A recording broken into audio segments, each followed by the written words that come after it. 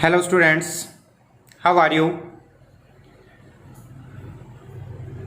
We are discussing chapter units and measurement. In the continuation of that chapter, today we are going to discuss measurement of length, mass and time. आज हम इसके अंदर discuss करेंगे measurement of length, mass and time. Length, mass और time जो है उसका measurement हम किस टाइप से करते हैं। First, measurement of length. Metre scale is used for length from 10 raised to power minus 3 meter, that is 0.1 centimeter to 10 raised to power 2 meter। Generally हम क्या करते हैं, डिस्टेंस और लेंथ जो है उसको मेज़र करने के लिए मीटर स्केल यूज़ करते हैं।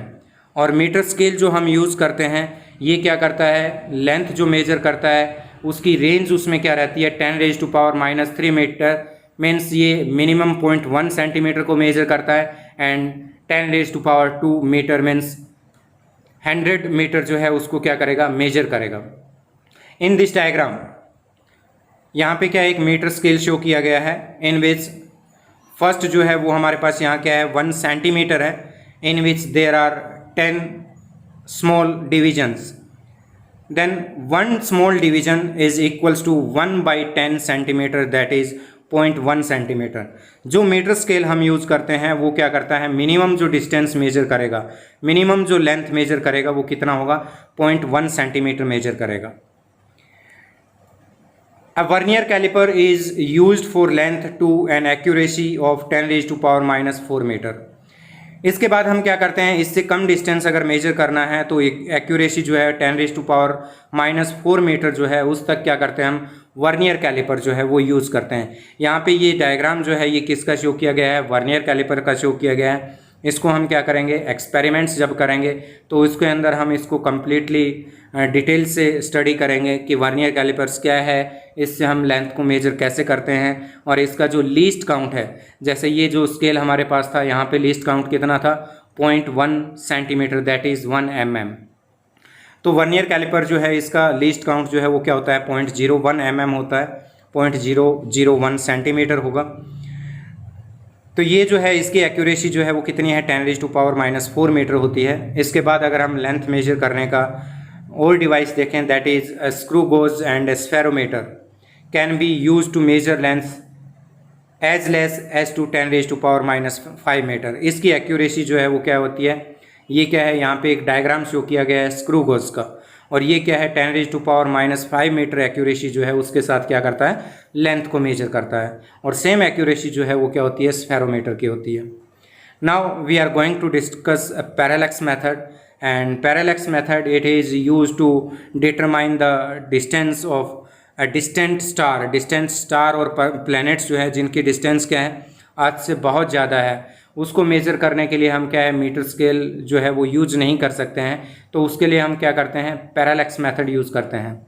Large distances such as the distance of a planet और a star from the earth cannot be measured directly with a meter scale because it is a very large distance which is impossible to measure using a meter scale. An important method in such cases is the parallax method। तो इसके लिए हम क्या करते हैं, एक important method है parallax method, जिसको हम क्या करते हैं, यूज़ करते हैं। So first of all we are going to know that what is parallax, कि parallax जो है वो क्या है। When you hold a pencil in front of you against some specific point on the background, हम क्या करते हैं, अपनी आइज़ के सामने एक क्या करते हैं, पेंसिल जो है उसको होल्ड करते हैं और उसको क्या करते हैं, किसी भी बैकग्राउंड के साथ, बैकग्राउंड पे कोई भी पॉइंट होगा उसके साथ उसको क्या कर लेते हैं, फिक्स कर लेते हैं, मीन्स उसकी पोजीशन को क्या करेंगे, फिक्स करेंगे। And look at the pencil first through your left I A closing the right I, and then look at the pencil through your right eye B closing the left eye। First हम उसके अंदर क्या करेंगे, अपनी left आई से उसको observe करेंगे, right I जो है उसको क्लोज रखेंगे और उस पेंसिल की पोजीशन जो है वो क्या करेंगे, नोट करेंगे with respect to background. After that we look at the pencil through right eye. अब हम क्या करेंगे, उसको राइट आई से ऑब्जर्व करेंगे क्लोजिंग द लेफ्ट आई को क्लोज कर देंगे। पहले हमने क्या किया था, लेफ्ट आई से उसको देखा था, राइट को क्लोज किया था। अब हम क्या करेंगे, उसको राइट से देखेंगे, लेफ्ट आई को क्लोज करेंगे। हम क्या देखेंगे, you would notice that the position of the pencil seems to change with respect to the point on the wall. जिस पॉइंट के साथ हमने उसकी पोजीशन को फिक्स किया था, जैसे ही हम क्या करते हैं अपनी राइट और लेफ्ट आई को चेंज करते हैं, तो उस पेंसिल की पोजीशन जो है उस पॉइंट के रिस्पेक्ट में क्या हो जाती है, चेंज हो जाती है। Means with respect to background उसकी पोजीशन क्या होती है, चेंज होती है। This is called parallax. ये जो है इसको हम क्या बोलते हैं, पैरेलैक्स बोलते हैं। The distance between the two points of the observation is called the basis. जो दो ऑब्जर्वेशन पॉइंट है हमारे पास, यहाँ क्या था, फर्स्ट लेफ्ट आई था और बाद में क्या था, राइट आई जो है वो ऑब्जर्वेशन पॉइंट था। तो इन दोनों आईज के बिटवीन जो डिस्टेंस है उसको हम क्या बोलते हैं, बेसिस बोलते हैं। In this example the basis is the distance between the eyes. अगर हम अब इसको डायग्राम से देखें तो हमारा व्यू पॉइंट जो है वो क्या है, हमारे पास एक है ए जो हमारी लेफ्ट आई है और बी जो है क्या है, राइट आई है। ये पेंसिल जो है हमने क्या किया है, इसको बैकग्राउंड के साथ फिक्स किया है किसी भी पॉइंट पे। When we close over right eye, eye B जो है इसको हमने क्लोज कर दिया। ए के रिस्पेक्ट में हम इसको ए से अगर ऑब्जर्व करते हैं तो इसकी पोजीशन हमें क्या मिलती है, डिस्टेंट बैकग्राउंड जो है वो ग्रीन के साथ इसकी पोजीशन जो है वो मैच होती है। व्हेन वी क्लोज लेफ्ट आई ए को अगर हम क्लोज कर दें और राइट आई बी जो है इससे इसको क्या करें, नोटिस करें, ऑब्जर्व करें, then we will get the position of the pen with this red pattern, red background. अब हम जो पोजीशन इसकी देखेंगे उसके बैकग्राउंड में हमारे पास क्या आएगा, ये रेड बैकग्राउंड आएगा। मीन्स जैसे ही हमने ऑब्जर्वेशन पॉइंट चेंज किया उसके बैकग्राउंड के रिस्पेक्ट में उस पेन की पोजीशन जो है वो क्या हो गई, चेंज हो गई। It is known as parallax. ये एक मूविंग पिक्चर है जिसका अगर हम देखें तो एक बार हम क्या कर रहे हैं, इसको राइट से ऑब्जर्व कर रहे हैं, फिर उसको मूव करवा के लेफ्ट पे लेके जाना है। ये जो हमारे पास ऑब्जेक्ट्स दिखाई दे रहे हैं स्ट्रेट लाइन में, इनकी पोजीशन जो है वो क्या हो रही है, बैकग्राउंड के रिस्पेक्ट में चेंज हो रही है। It is known as parallax. अब इसी पैरेलैक्स मेथड को हम यूज़ करते हुए क्या करेंगे, जो डिस्टेंट स्टार्स हैं या प्लैनेट्स हैं उनकी डिस्टेंस को मेजर करते हैं from the earth. Let it is the orbit of the earth in which it revolving around the sun. Earth जो है वो सन के अराउंड क्या कर रही है, रिवॉल्व कर रही है। तो ये क्या है, उस हमारी अर्थ जो है उसका ऑर्बिट है, जिस ऑर्बिट में वो क्या कर रही है, रिवॉल्व कर रही है around the sun. And it is a distant star whose distance can be measured by using parallax method. ये डिस्टेंट स्टार है जिसकी डिस्टेंस हमने क्या करनी है, अर्थ से मेजर करनी है। क्या यूज़ करते हुए, पैरेलैक्स मेथड को यूज़ करते हुए।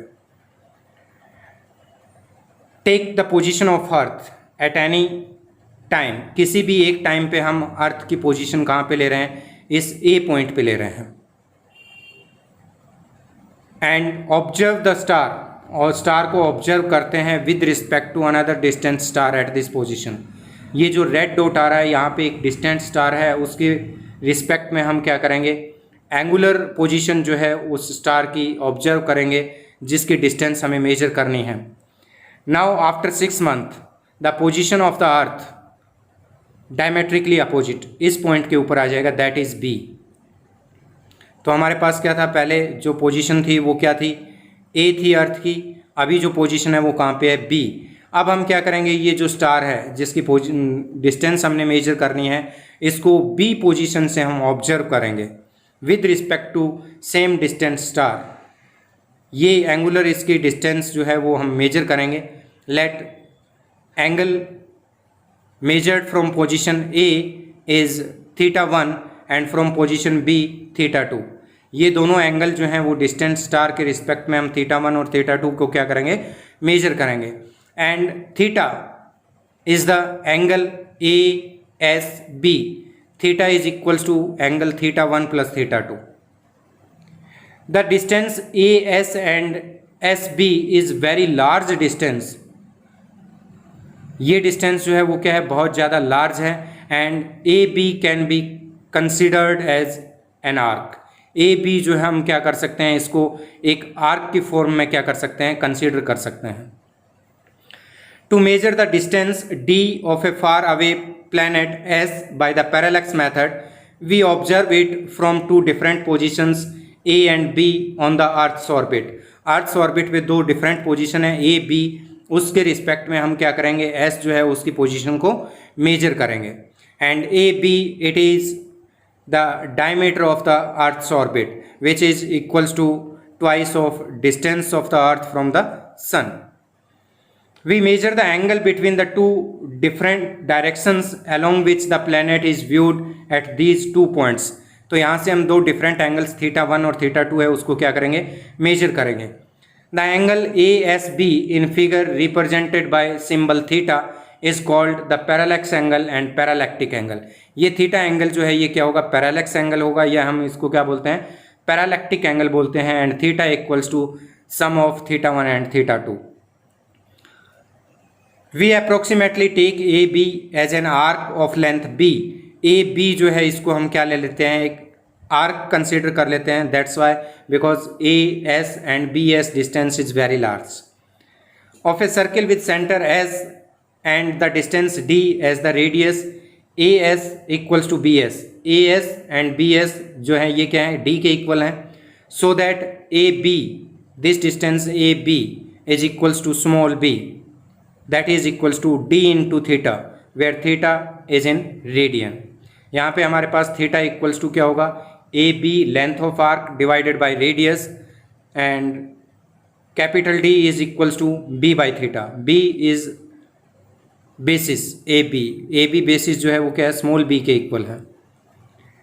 Then theta equals to θ1 plus θ2, ये हम मेजर करेंगे, इसमें पुट करेंगे। Then we can measure the distance capital D which is the distance of the distant planet from the earth। ये जो planet जो है इसके अर्थ से distance capital D जो है वो हम θ2 और θ2 को मेजर, θ1 θ2 को मेजर करते हुए क्या कर सकते हैं, कैलकुलेट कर सकते हैं। And small b it is the distance twice of the distance of earth from the sun. जो OA है इस डिस्टेंस का ट्वाइस होगा क्या, AB distance, which is known for us। It is the parallax method to measure the distance। Range of lengths। The size of the objects we come across in the universe vary over a very wide range। These may vary from the size of order 10 raised to power minus 14 meter of the tiny nucleus of an atom to the size of order 10 raised to power 26 meter of the extent of the observable universe। Means length जो है वो क्या है, very करती है universe में from 10 raise to power minus 14 metre, जो क्या है एक टाइनी न्यूक्लियस जो है उसका साइज है, and up to 10 raise to power 26 तक ये क्या करती है, एक्सटेंड होती है, विच इज़ यूनिवर्स में ऑब्जर्वेबल लेंथ्स हैं। तो इसके अंदर हम देखते हैं कि 1 fermi it is known as 10 raise to power minus 15 metre जो है उसको हम क्या बोलते हैं, 1 फर्मी बोलते हैं। And it is use to measure the size of nucleus, molecules and atoms। 1 angstrom it is equals to 10 raised to power minus 10 meter। 1 astronomical unit it is the average distance between sun and earth, and 1 astronomical unit is equals to 1.496 into 10 raised to power 11 meter। 1 light year it is the distance traveled by light in 1 year। 1 year में light जितना distance travel करता है in vacuum which is known as 1 light year. And 1 light year is equals to 9.46 into 10 raise to power 15 metre. 1 parsec it is 3.08 into 10 raised to power 16 meter, and 1 parsec is the distance at which average radius of Earth's orbit subtend at an angle of 1 arc second। Means एक arc जो है वो क्या है 1 second के equal अगर angle subtend करता है तो उसका रेडियस जो है वो कितना होगा, 1 पार्सेक के इक्वल होगा। Next, measurement of mass. Mass is the basic property of matter which is independent of physical conditions like temperature, pressure और लोकेशन। इन पे क्या है, ये डिपेंड नहीं करती है। And the SI unit of mass is kilogram. Mass जो है उसकी SI यूनिट क्या है, किलोग्राम है, which is internationally acceptable. While dealing with atoms and molecules, अगर हम एटम्स और मॉलिक्यूल्स से डील करते हैं, the kilogram is a inconvenient unit, kilogram जो है वो बहुत लार्ज यूनिट हो जाता है। In this case there is an important standard unit of mass called the unified atomic mass unit, AMU। Unified atomic mass unit जो है उसको यूज़ करते हैं। And 1 AMU is equals to 1/12 of mass of an atom of carbon 12। Carbon 12 जो है उसके एक atom का 1/12 जो है वो क्या होता है, 1 AMU के इक्वल होता है। And 1 AMU is equals to 1.66 into 10⁻⁻27 kg। Range of masses, the mass of the objects we come across in universe vary over a very wide range. These may vary from tiny mass of order 10⁻⁻30 kg, that is the mass of an electron, to the huge mass of about 10⁻55 kg of the non universe। ये क्या है, 10⁻⁻30 kg जो क्या है electron का मास है, उससे huge मास 10⁻55 kg जो है वहाँ तक क्या है वेरी करता है। Accuracy and precision of instrument, any uncertainty resulting from measurement by a measuring instrument is called error. कोई भी मेजरिंग इंस्ट्रूमेंट जो मेजर करता है उसकी अनसर्टेनिटी जो होती है रिजल्ट्स की, that is known as error. Means it is the difference between accurate value and measured value. They can be systematic और रैंडम। ये एरर्स जो है ये क्या हो सकती हैं, सिस्टमेटिक भी हो सकती हैं और रैंडम एरर्स भी हो सकती हैं। Accuracy, it is defined as accuracy of a measurement is how close the measured value is to the true value. कोई भी मेजर्ड वैल्यू ट्रू वैल्यू के कितना क्लोज है, that is known as accuracy. जितना ज़्यादा क्लोज होगा वो उतना ही ज़्यादा एक्यूरेट होगा, जितना ज़्यादा डिफरेंस आएगा ट्रू वैल्यू के साथ उसमें एक्यूरेसी उतनी ही कम रहेगी। And precision is the resolution और closeness of a series of measurement of a same quantity under similar conditions. Similar conditions के अंदर सेम क्वांटिटी के अंदर मेजरमेंट में जो रिजोल्यूशन होता है that is known as precision. और प्रिसीजन कब होगा, जितने ज़्यादा सिग्निफिकेंट फिगर्स ज़्यादा होंगे प्रिसीजन उतना ही ज़्यादा रहेगा। अब इसमें हम एग्जाम्पल देखते हैं। If the true value of a certain length is 3.678 centimeter and two instruments with different resolutions up to 1 less precise and 2 more precise decimal places respectively are used, if first measures the length as 3.5 and the second as 3.38, then the first has more accuracy but less precision, while the second has less accuracy and it is more precise। Means first जो है 3.5 है, accurate value हमारे पास थी 3.678, तो ये क्या है इसकी ज़्यादा क्लोज है, इट मीन्स ये ज़्यादा एक्यूरेट है। एंड 3.38 जो है इसमें रिजोल्यूशन ज़्यादा है, मीन्स इसमें सिग्निफिकेंट फिगर्स ज़्यादा है, so it is more precise, ये ज़्यादा प्रिसाइज है। और 3.5 जो है वो क्या है, ज़्यादा एक्यूरेट वैल्यू है। It's an app for today. Thanks. Have a nice day. Stay home, stay safe, take care.